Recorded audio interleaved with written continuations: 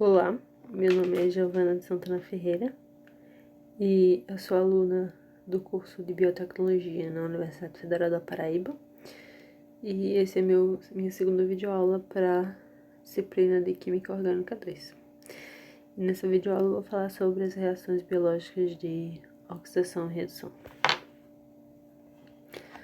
Aqui temos um breve sumário sobre o que vai ser abordado na videoaula, uma introdução. Em seguida eu vou falar sobre o que é propriamente dita a oxidação e redução, ou a reação, né, as reações de oxidação e redução, a importância dela nos sistemas biológicos, as reações orgânicas que envolvem fluxos de elétrons, né, junto com a importância, os estados de oxidação do carbono e, por fim, as coenzimas participantes nos processos de oxidação e redução. A regulação do metabolismo energético é fundamental para que um organismo possa responder de modo rápido e eficiente a variações das condições ambientais, alimentares ou até mesmo condições como traumas ou patologias. E ela pode ser dividida em 3 estágios principais: a hidrólise das macromoléculas, a conversão das unidades constituintes dessas macromoléculas, né, em compostos oxidáveis, e a oxidação de acetil-CoA, formando CO2 e H2O, e captura de energia, formando a síntese de ATP, quando a síntese de ATP é acoplada à cadeia de transporte de elétrons. E a regulação metabólica é feita pela modulação de enzimas regulatórias de processos metabólicos chaves, de tal modo que se possa ativar ou inibir reações bioquímicas específicas para cada situação, resultando em respostas biológicas adequadas. A transferência de grupos fosforil é uma característica central no metabolismo. Igualmente importante é outro tipo de transferência, né, de elétrons nas reações de oxidação e redução.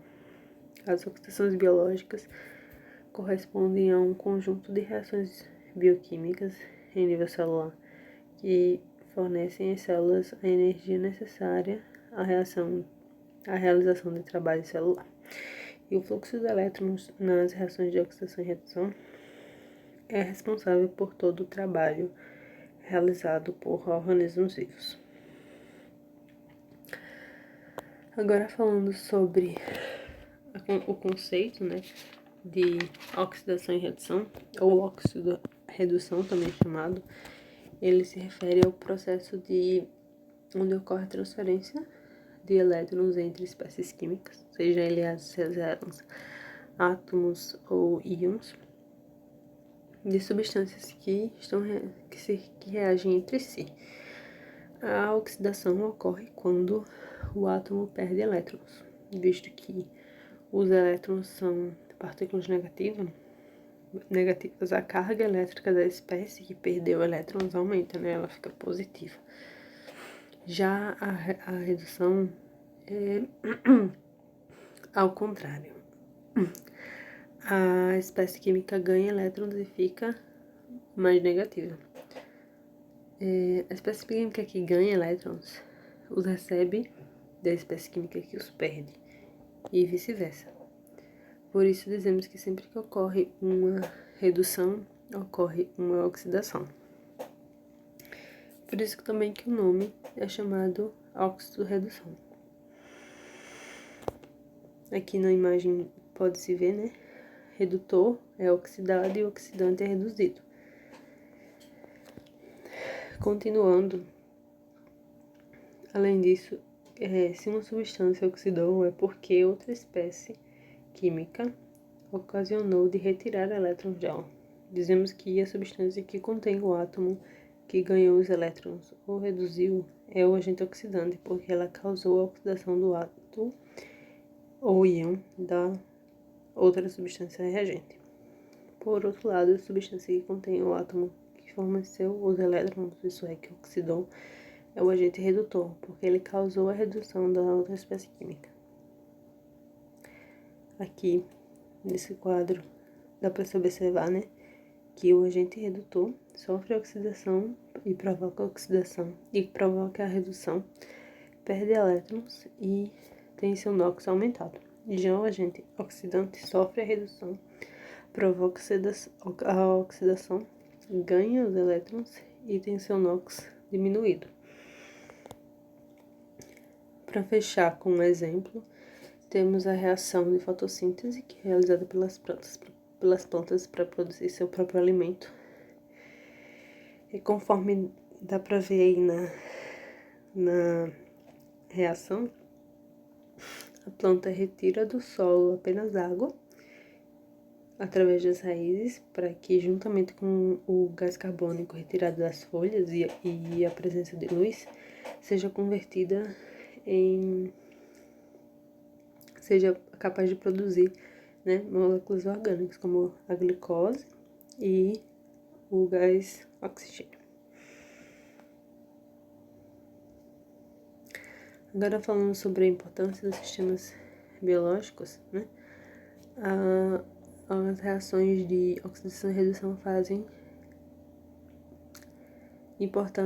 se fazem importantes em reações que usam fluxo de elétrons, como oxidação da glicose, oxidação de ácidos graxos e fosforilação oxidativa.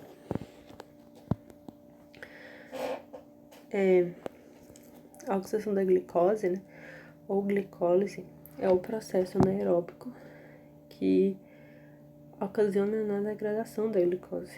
E essa via metabólica, que ocorre no citoplasma das células de todos os seres vivos, acontece a formação do ácido pirúvico e as moléculas de ATP.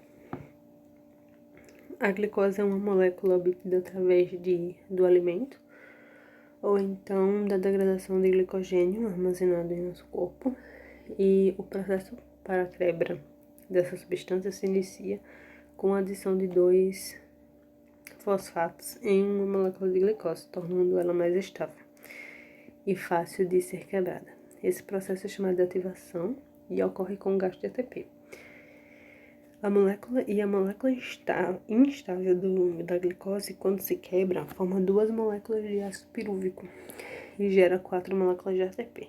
Como no início do processo são utilizados fosfatos provenientes de 2 moléculas de ATP, o saldo líquido é de 2 moléculas. E além disso, no processo de glicólise, ocorre a liberação de 4 elétrons e 4 íons H+. Das 4 moléculas, né? 2 da H+, 2 ficam livres no citoplasma, enquanto as outras 2, juntamente aos 4 elétrons, são captadas pelo NAD+, e formando o NADH, em razão da capacidade de receber elétrons e íons, né? O NAD+, é considerado captor de elétrons, ou seja, né, ele é um forte agente oxidante. Agora falando sobre a oxidação de ácidos graxos, ele também chamado de beta-oxidação, ele é um processo catabólico dos ácidos graxos que consui na oxidação mitocondrial. Ele sofre remoção da oxidação, ele sofre remoção, né, por oxidação de sucessivas unidades de 2 átomos de carbono na forma de aceto-CoA, como, por exemplo, pode ser citado o ácido palmítico, que é uma espécie de ácido gráfico de 16 carbonos que vai sofrer 7 reações oxidativas, perdendo em cada uma delas 2 átomos de carbono na forma de aceto-CoA. Ao final desse processo, os 2 carbonos restantes estarão na forma de aceto-CoA. E esse processo, né, ele é dividido em 4 reações sequenciais, como é mostrado aí na imagem. A oxidação, no qual o aceto-CoA é oxidada, virando eno e CoA, e de redução de FAD e FAD H2. A segunda é hidratação, no qual uma dupla ligação é hidratada e sofre a formação de 3-hidroxiacil-CoA. A terceira é a oxidação de grupos hidroxilo e carbonila, tendo como resultado um beta-cetocil-CoA e NADH. E por último, é a cisão, em que a beta-cetocil-CoA reage com uma molécula de CoA, formando um acetil-CoA e um C-acil-CoA, que continua o ciclo até ser convertida em acetil-CoA. E por último, a fosforilação oxidativa, que é uma via metabólica que utiliza energia liberada pela oxidação de nutrientes que forma a produzir o trifosfato de adenosina, né, o ATP. E o processo refere-se à fosforilação do ADP em ATP, utilizando para isso a energia liberada das reações de oxidação e redução.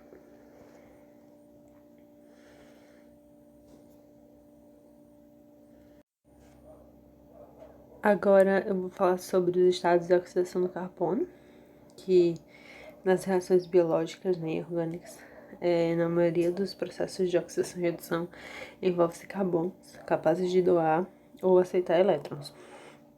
E as oxidações biológicas frequentemente envolvem desidrogenação, né, um ponto que vale salientar, né, esses sistemas biológicos. A oxidação muitas vezes é sinônimo de desidrogenação e muitas enzimas que catalisam as reações de oxidação são enzimas desidrogenadas.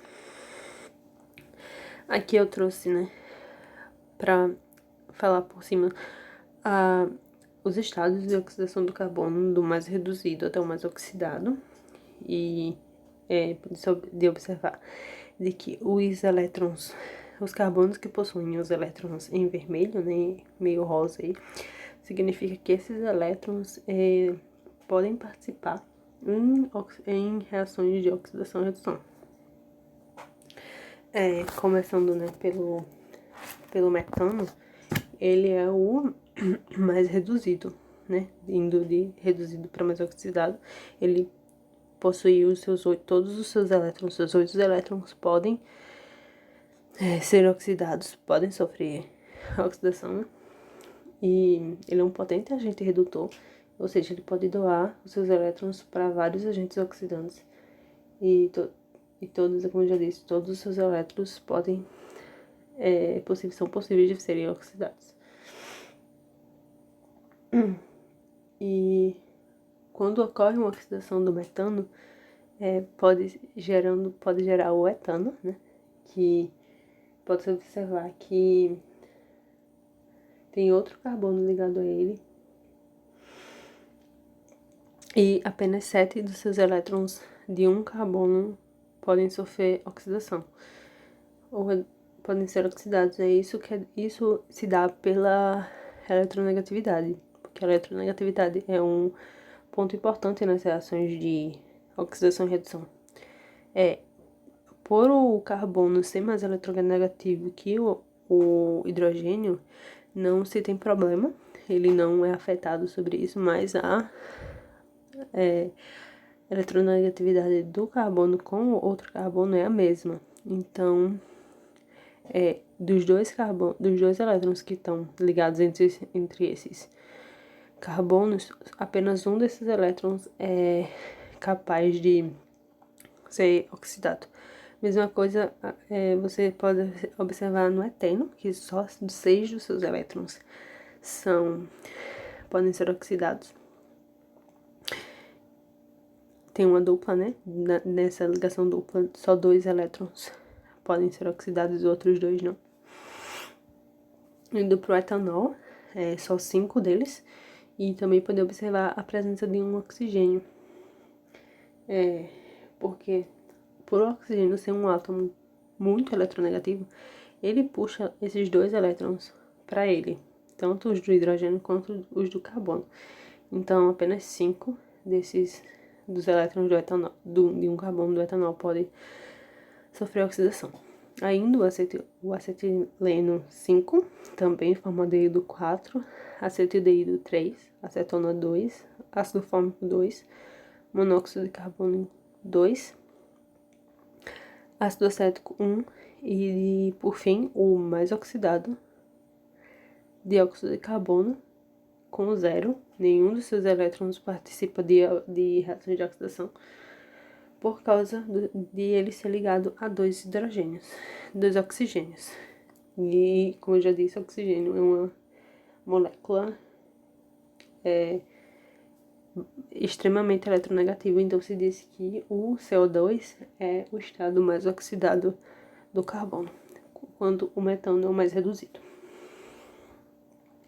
E por fim, agora eu vou falar sobre as coenzimas que participam no processo de oxidação e redução, que pode-se citar, né, como eu já tinha falado, o NAD+, e o NADH, o NADP+, e o NADPH, e o FAD e FADH2. O NAD+, e o NADH, né, a sigla se diz de nicotiamina, adenina e dinucleotídeo. A diferença entre essas duas moléculas, né, o NAD+, e o NADH, entre as duas estruturas, se encontra no grupamento químico de nicotiamida ali, circulado em vermelho. O NAD+, se observa um anel benzene com ligação com um nitrogênio carregado positivamente, enquanto o NADH não tem essa carga positiva, é perdido uma ligação dupla e acrescentado um hidrogênio. Pode-se observar, né, que o NAD+ é a forma oxidada e o NADH é a forma reduzida, né? Ele recebe um hidrogênio. E aqui é a reação global nele, né? O NAD+, ele recebe 2 elétrons e 2 moléculas de H+. E as suas reações participantes são metabolismo de macromoléculas, produção de energia e metabolismo de fármacos. O NADP+, e o NADPH não é muito diferente do NAD+ e o NADPH. A única diferença é que no NADP+ e NADPH tem a adição do grupo fosfato, né, do agrupamento fosfato. A reação, né, a reação do global é praticamente a mesma. O NADP+ é a parte oxidada e o NADPH é a reduzida. Pode-se observar, né, que no NADPH, no NADP+, tem um nitrogênio carregado positivamente, com uma ligação dupla. E quando ele é reduzido, perde-se essa carga positiva e essa ligação dupla e é adicionado um hidrogênio. E as reações participantes são a proteção contra espécies reativas, a produção de glutatinona reduzida e o metabolismo lipídico, né? Ele é participante. E por último, o FAD e o FADH2. Também a diferença não é muita. A reação basicamente acontece no grupamento flavina. Pode observar, né, que tem dois anéis, com cada anel tem um nitrogênio com uma ligação dupla, e quando ele é reduzido, perde-se uma ligação dupla em cada anel e é adicionado um hidrogênio em cada anel. O FAD é a parte reduzida, a parte oxidada, e o FADH2 é a parte reduzida, ele ganha dois hidrogênios, e as reações participantes dele é o metabolismo energético, né, a fosforilação oxidativa, já tinha citado ele antes quando eu falei sobre fosforilação. E é isto, essas aqui são as referências que eu usei no vídeo aula, e obrigado pela atenção. Até a próxima.